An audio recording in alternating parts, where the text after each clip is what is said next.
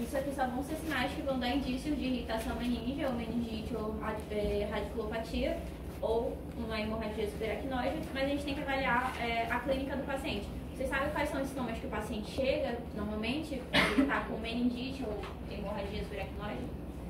Do caso clínico, né? Febre, vômito em jato. Vômito em jato, o que mais? O que mais que tem lá no... da pupila. Tem alteração na pupila? Da clínica grau de hemorragia subaracnoide. Cefaleia, a cefaleia é bem específica. A cefaleia é só em um local na holocraniana. Ela não é pulsátil? Normalmente ela é uma pulsátil, né? E holocraniana, principalmente quando já está mais avançado, já cometimento de uma dor de cabeça em toda realmente a cabeça. Febre, né, que foi falado, febre, cefaleia holocraniana, pulsátil, que mais vocês falaram? Vômito em jato. Astenia, né? O paciente pode ter um rebaixamento da consciência. Perda de apetite. Também. Inapetência. Que mais? Alguém falou diferença do olho. Qual seria essa alteração? Não sei se vai estar miótica.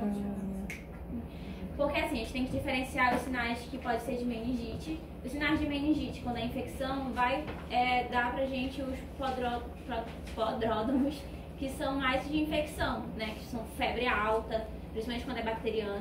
Na viral a febre é um pouco mais baixa, tá? Quando é febre alta, normalmente dá indício de infecção bacteriana. Febre no roteiro de vocês, petequias, tá? Petequias, algumas alterações de pele dão sinais de indícios que é de infecção. A cefaleia é comum, mas esses dois casos de vômito em jato, tá? E alteração de pupila, de fundo de olho. Enoftalmia. Tem dois principais sinais que vão dar indício que é hemorragia, que pode ser que está causando uma hipertensão intracraniana. Vocês lembram qual é o fundo de olho?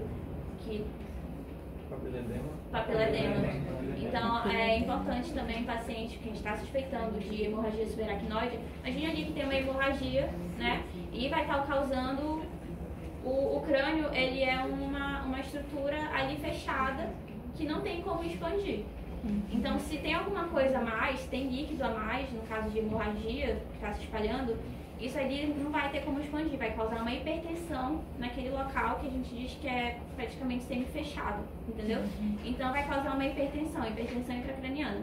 E aí vai pulsar, se a gente for fazer a fundoscopia com papiledema, tá? E o vômito em jato também é bem característico de hemorragia.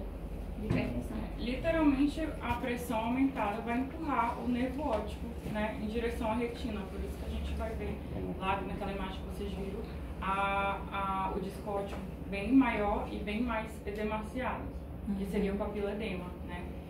E a gente tem mais um sinal. Falei da petequia. A petequia, eu ia perguntar. Que é a infecção. Normalmente ela vai aparecer quando é uma infecção bacteriana. E aí até mesmo dentro das etiologias a gente tem uma clínica diferente. A meningite bacteriana ela tende a ser mais aguda. O paciente ele vai chegar um pouco mais grave e com sinais mais visíveis pra gente. Claro que a gente não vai ter como, né, não vai fechar o diagnóstico com os exames. Mas, diferentemente da viral, na viral o paciente está mais ok, está mais responsivo, na bacteriana não.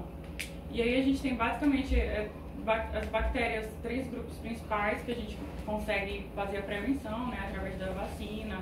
A gente tem a pneumococo, a meningococo também, a influenza, hemófilos influenza tipo B, que é o que a gente consegue. Mas além da causa bacteriana, a gente tem causa viral, né, que um vírus muito comum que pode causar uma meningite é o vírus da herpes. Exatamente. Herpes zoster, né? Então já vai ter uma sintomatologia um pouco mais diferente. E a gente também tem fungo, tem meningite tuberculósica, sifilítica, enfim, é um universo. Mas assim, as principais etiologias são essas, né? Bacteriana, viral, essas bactérias que eu citei para vocês, viral, principalmente herpes, e a hemorragia subaracnoide. As petequias, elas vão estar relacionadas, vão aparecer mais por causas bacterianas e basicamente vão ser microhemorragias, né, sobre a pele, porque a gente vai ter ali um processo infeccioso grave e a nosso endotélio ele vai ficar a camada vai ficar mais delgada. E aí isso vai causar essas microhemorragias. Normalmente elas aparecem na região inguinal, mas pode aparecer no corpo todo. Basicamente vão ser aquelas pintinhas vermelhas. E aí, né, já é um sinal de alerta, porque já significa que a infecção está sistêmica e a gente pode estar tendo ali uma sepsia meningocócica, indicando a gravidade do caso.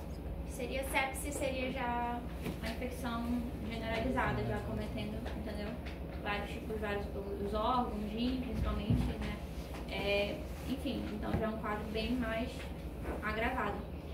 A partir disso que a gente falou dos sinais, dos sintomas, após esses exames, né? No caso aqui da semiologia, quais exames que a gente pediria com o paciente com suspeita de irritação meníngea?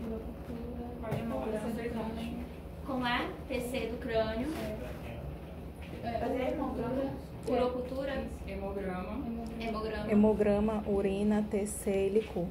Exatamente. A gente faz, antes de fazer a punção lombar para a coleta do líquor, né, que é o líquido ali cérebro espinhal, cérebro raquitiano, enfim, eu vou ter que fazer um exame de imagem.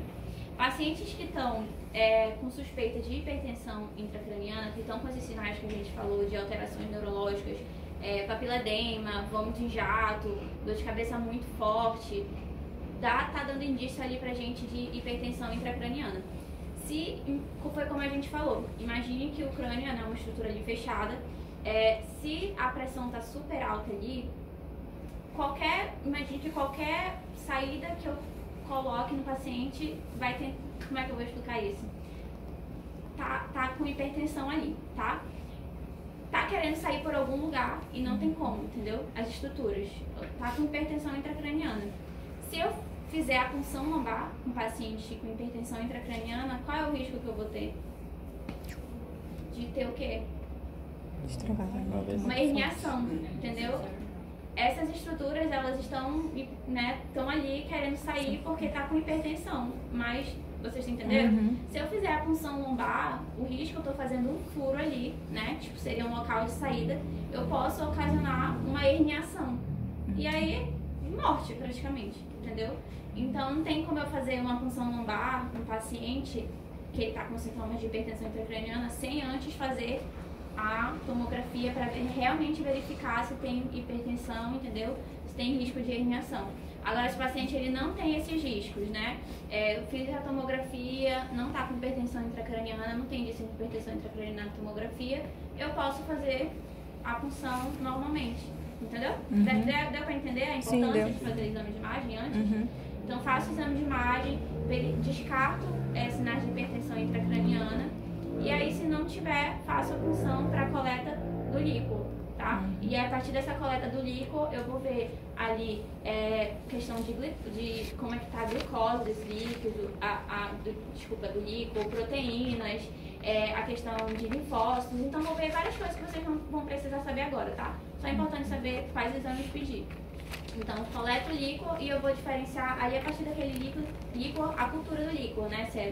Aí eu vou diferenciar se é bacteriana, qual tipo de bactéria, se é viral, se é fúngica, entendeu? A partir da coleta do líquor. E a própria pressão também, né? Quando a gente faz a coleta do líquor. O líquor, basicamente, ele tem que ser cristalino, né? E aí, quando a gente tem, por exemplo, uma meningite bacteriana, ele já vai vir mais turbo. Quando é viral, ele vai vir menos turbo um pouquinho. E a hemorragia subaracnoide, ele vai vir com traços de sangue. E aí é interessante também porque através dessa cultura a gente consegue saber mais ou menos para onde está indo, né, a etiologia. Quando a gente está com uma meningite bacteriana, a gente tem a glicose do líquor, ela vai estar bem abaixo do valor normal. Porque basicamente aquela glicose vai estar sendo utilizada pelas bactérias, o que já não acontece quando é vírus, por exemplo. E aí a gente também tem lá a análise da resposta imunológica. Na infecção bacteriana a gente vai ter um número elevado mais de neutrófilos, né, os polimorfonucleados, que a gente chama. E na viral a gente já vai ter mais uma elevação de linfócitos, dentre outros parâmetros também que são mais específicos que a gente vai estar analisando pela cultura do líquido. Aí eu só queria chamar a atenção para vocês para esse nome cultura, porque a gente precisa falar certinho cultura de líquido, porque embora a gente entenda, né, que é que a gente vai analisar e tal, micro-organismos que estão lá, as células, é diferente. Não sei se vocês já viram no PS também, a gente pede exame de urina, mas exame de urina simples, OS tipo 1, é diferente de cultura de urina, justamente por causa dessa busca etiológica que a gente vai estar fazendo, beleza? Mas tá, vocês falaram. Então, basicamente foi isso, né? Exame de imagem, uma TC, a cultura de líquido, pulsão para fazer a cultura de líquido, cultura de urina e fezes, tá? E o hemograma. Teve uma turma, acho que não lembro se foi a passada, que me perguntou do caso que está no roteiro de vocês, que era muito parecido com dengue, né? Dengue hemorrágica, no caso, estava peteca, a dor de cabeça muito forte, enfim. Podia ser, mas como é que a gente vai diferenciar? Fazendo de novo os exames e pedindo esses outros exames para confirmar a meningite, tá bom? Então, nunca é só a história do paciente, né? Claro, tem algumas doenças que eu vou dar diagnóstico só com a história dele, mas nesse caso aqui a gente vai ter que pedir os exames. Agora já são 10h45, a gente pode passar para funções autonômicas, né? Alguma dúvida?